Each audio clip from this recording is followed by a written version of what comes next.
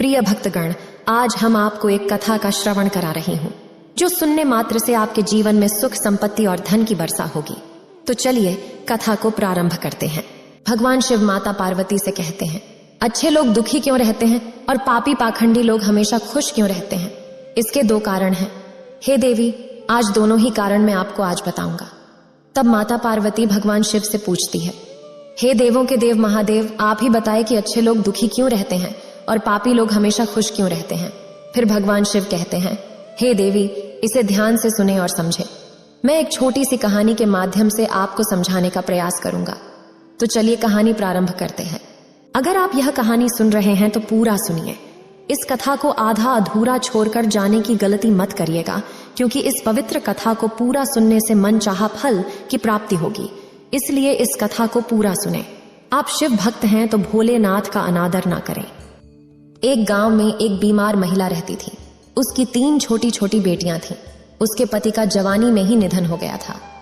तीनों छोटी छोटी बच्चियों को पालने का भार उस अबला बेचारी पर आ गया था। तीनों बच्चों को लेकर वह विधवा जाए तो कहां जाए? कुछ काम धाम भी नहीं कर सकती थी। ऊपर से समाज के उल्टी सीधी बातें उसे कुछ नहीं करने देती थी। बेचारी लाचार, उस महिला को कोई भी सहारा नहीं था। वह अपने पति को याद करके उन बच्चियों को जैसे तैसे पाल रही थी।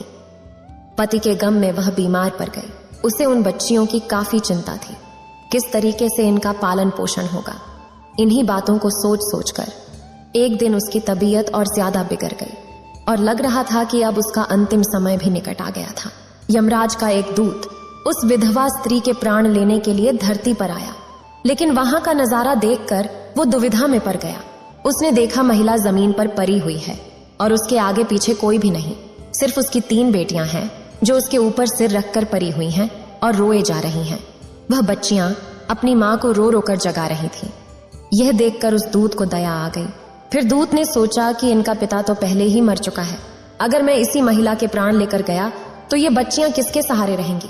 कौन इनका पालन पोषण करेगा? यह सोचकर वह देवदूत उस महिला के प्राण लिए बिना ही लौट गया। यमराज कहते हैं, तुम तो उस महिला के प्राण लेने गए थे, फिर खाली हाथ कैसे आए? तब देवदूत कहता है, हे स्वामी, मेरी गलतियों को क्षमा करना। मैं चाहकर भी उस महिला के प्राण नहीं ला पाया। अगर मेरी जगह आप होते तो शायद आप भी खाली हाथ ही लौट कर आते। मैं उस महिला की बच्चियों का दुख नहीं देख पाया। वो रो रही थी, अपनी मां को जगा रही थी। उन्हें वहां देखने वाला और भी कोई नहीं था। यदि मैं उस महिला को लेके आता तो उन बच्चियों को कौन देखता? उनका पालन पोषण कौन करता? पृथ्वी लोक के मनुष्य तो इतने स्वार्थी हो गए हैं कि बिना मतलब के तो कोई किसी का सहारा भी नहीं बनता। यदि कोई मदद करता भी है तो बदले में उम्मीद करता है, या फिर उसे अपने एहसान के नीचे जीवन भर दबाकर रखना चाहता है। देवदूत कहता है कि हे स्वामी, उस महिला को थोड़ा और समय दे दीजिए ताकि वह अपनी बच्चियों को पाल पोस कर बड़ा कर सके। देवदूत की बात सुनकर यमराज उसे डांटते हुए कहे, अरे मूर्ख, महादेव की बनाई गई सृष्टि में न कोई एक क्षण घट सकता है और ना ही कोई बाँच सकता है। उसके मर्जी के बिना न उसे जीवन दे सकते हैं और न समय से पहले मार सकते हैं। महादेव जो करते हैं सबके साथ अच्छा ही करते हैं। तुम कौन होते हो? विधाता के नियम को बदलने वाले। तुमने उस महिला को न लाकर भगवान शिव के नियमों का उल्लंघन किया है। तुमने बहुत बड़ा अपराध कर दिया है, इसलिए तुम्हें इसका दंड भोगना ही पड़ेगा। जिस पृथ्वी के मनुष्य से तुम्हारी ममता है, उस पृथ्वी पर मनुष्य बनकर अपने पापों की सजा को भोगो। तब देवदूत घबराकर कहता है कि हे स्वामी, पृथ्वी लोक से मेरा उद्धार कब होगा और कैसे होगा? यमराज कहते हैं, धरती पर जाकर तुम अपनी मूर्खता पर 3 बार खिलखिलाकर हंस लोगे। उस समय ही तुम्हारा उद्धार हो जाएगा। इतना कहकर यमराज ने उस देवदूत को धरती पर भेज दिया। जैसे ही वह धरती पर पहुंचा, वह मनुष्य शरीर में आ चुका था। उसके शरीर पर वस्त्र नहीं थे। जो मनुष्य जन्म लेता है उस समय वह नग्न ही होता है। देवदूत ने जन्म तो नहीं लिया और वह निर्वस्त्र ही एक सड़क के किनारे अपने आप को पड़ा नजर आया। धरती पर उस समय काफी ठंड थी। वह ठंड से ठिठुर रहा था। वहां से एक मोची गुजरा तो देखा एक व्यक्ति ठंड से ठिठुर रहा है। फिर वह मोची अपने बच्चों को ठंड से बचाने के लिए कपड़े लेने जा रहा था। रास्ते में उस ठंड से ठिठुरते एक नग्न व्यक्ति को देखकर उस मोची को दया आ गई। उसने अपने बच्चों को तो कपड़े नहीं लिए, लेकिन उस नग्न व्यक्ति के लिए कपड़े और कंबल खरीद लिए। फिर उस व्यक्ति को दे दिए। देवदूत कहने लगा, भाई, आपने मुझे कपड़े देकर मुझ पर बहुत बड़ा उपकार किया है। कपड़े देकर आपने मुझे ठंड से तो बचा लिया, लेकिन मेरे पास न कोई घर है और न कोई परिवार है और ना ही कोई भोजन का साधन है। तब मोची बोला, हे भाई, तुम मेरे घर चलो, मैं तुम्हारा सारा खर्चा उठा लूंगा। और वह मोची देवदूत को लेकर घर पहुंचा। उधर मोची की पत्नी ने देखा उसका पति तो बच्चों को कपड़े लाने गया था। कपड़े तो कुछ लाया नहीं, उल्टा एक आदमी को घर बुला लाया है। पत्नी अपने पति से झगड़ने लगी और उसे भला बुरा कहने लगी। यह देखकर वह देवदूत बहुत जोर जोर से हंसने लगा। मोची पूछा, अरे भाई, तुम हंस क्यों रहे हो? ऐसा क्या देख लिया? तब देवदूत ने कहा, भाई, मेरी हंसी का रहस्य मैं आपको नहीं बता सकता। समय आने पर मैं आपको स्वयं ही बता दूंगा। देवदूत मोची के घर में रहने लगा और कुछ ही दिनों में उसने मोची का सारा काम सीख लिया। देवदूत के द्वारा बनाए गए जूते और चप्पल खूब बिक रहे थे। कुछ ही दिनों में मोची धनवान बन गया। दूर दूर तक उसके जूते प्रचलित हो गए थे। यहाँ तक कि राजा महाराजा भी उससे जूते बनवाने लगे थे। जिस दिन वह देवदूत उसके घर आया था, उसकी तो किस्मत ही चमक गई थी।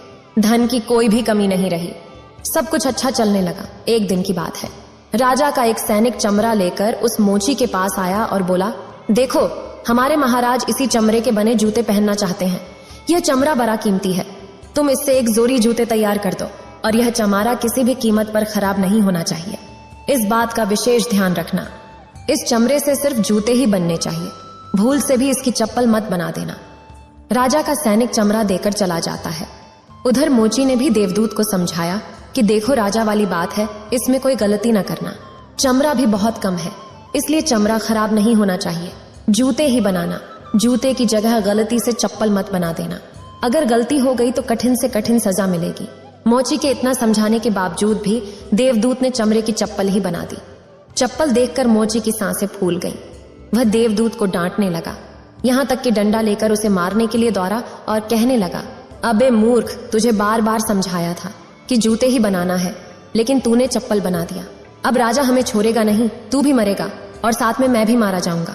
वह हमारे पूरे परिवार को फांसी लगवा देगा।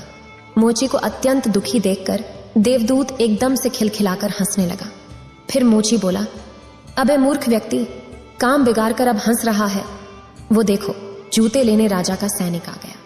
जैसे ही सैनिक वहां पहुंचा और बोला, भाई, कल जो मैं चमड़ा देकर गया था उसके जूते मत बनाना, चप्पल बना देना।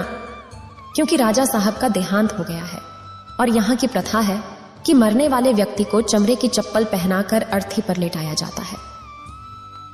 सैनिक की बात सुनकर मोची को ऐसा लगा जैसे मरे हुए शरीर में जान आ गई हो। उसके हाथ से डंडा छूटकर गिर गया और उसने देवदूत के पैर पकड़ लिए और उससे माफी मांगने लगा। देवदूत मोची की इस हरकत पर जोर जोर से हंस रहा था। मोची ने पूछा, तुम क्यों हंस रहे हो? तो देवदूत ने कहा, समय आने पर इसका भी जवाब दूंगा। फिर वह सैनिक इतना कहकर वहां से चला जाता है। दूसरे दिन एक बुढ़िया के साथ 3 लड़कियां उस मोची की दुकान पर आई। उनकी शादी होने वाली थी और वे तीनों अपने लिए जूतों की नाप देने आई थीं। देवदूत ने तीनों लड़कियों को पहचान लिया कि ये 3 वही लड़कियां हैं। उस लड़की की मां को न ले जाने के कारण आज मैं अपने किए कर्म की सजा भोग रहा हूं। अब ये लड़कियां काफी बड़ी हो गई हैं।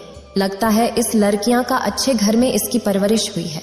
हाँ बेटा, बचपन में इनकी मां चल बसी, इसलिए इनको मैंने अपने पास रख लिया। मेरे पास करोड़ों की दौलत है और दुर्भाग्य से मेरा कोई संतान नहीं है, तो इनको मैंने अपने पास ही रख लिया। मैंने इनको पढ़ाया लिखाया और अब इनकी बहुत अच्छे खानदान में इनका विवाह करने जा रही हूं। लड़कियों का भाग्य देखकर देवदूत सोचता है, महादेव जो करते हैं अच्छा ही करता है। अगर उस समय इनकी मां नहीं मरती तो आज ये भुखमरी और दरिद्रता में ही पड़ी रहती। इनकी मां मरने के बाद आज तीनों लड़कियां बहुत बड़े घराने की बहू बनने जा रही हैं और इस बुढ़िया की करोड़ों की संपत्ति की मालकिन भी बन चुकी हैं। ये सब देखकर देवदूत अपनी पहले की मूर्खता को सोच सोचकर जोर जोर से हंसने लगा। मोची ने पूछा, आप क्यों हंस रहे हो? अपनी हंसी का कारण बताओ। देवदूत मोची से कहता है, मैं एक देवदूत हूं और अभी जो ये तीनों लड़कियां जूते की नाप देकर गई हैं, इनकी माता को मैं लेने आया था, लेकिन उस समय ये तीनों छोटी छोटी थीं और इन पर तरस खाकर मैं इनकी मां को नहीं ले गया और इनके पिता का पहले ही निधन हो चुका था। इस कारण मुझे यमराज ने श्राप देकर धरती पर भेज दिया था। मैं बिना कपड़े के एक सड़क के किनारे पड़ा था। तब तुम मुझे अपने घर ले आए। उस समय तुम्हारी पत्नी तुमसे खूब लड़ी थी, क्योंकि तुमने अपने बच्चों के कपड़ों के पैसे से मेरे लिए कंबल और कपड़े खरीद लिए थे। तब मैं पहली बार तुम्हारी पत्नी की मूर्खता को देखकर खूब हंसा था, क्योंकि तुम्हारी पत्नी उस लाभ को नहीं देख पा रही थी जो मेरे आने से तुम्हारे घर में होने वाला था। और दूसरी बार हंसी मुझे जब आई, जब तुम राजा के जूते नहीं बना देखे और तुम डंडा लेकर मेरे पीछे भागे। तब उस समय तुम राजा के बारे में सोच रहे थे, लेकिन तुमको यह नहीं मालूम था कि राजा के साथ क्या घटना घटने वाली है, जिसके कारण राजा को जूतों से अधिक चप्पलों की आवश्यकता पड़ेगी। कई बार ऐसा होता है कि जिस चीजों को देखकर या सोचकर हम दुख मनाते हैं, जो हम उसे देख नहीं पाते, जो अच्छा होने वाला होता है। कई बार महादेव हमारी अच्छाई या भलाई के लिए हमारे साथ बुरा करते हैं, पर हम उसे देखकर भगवान को कोसते हैं।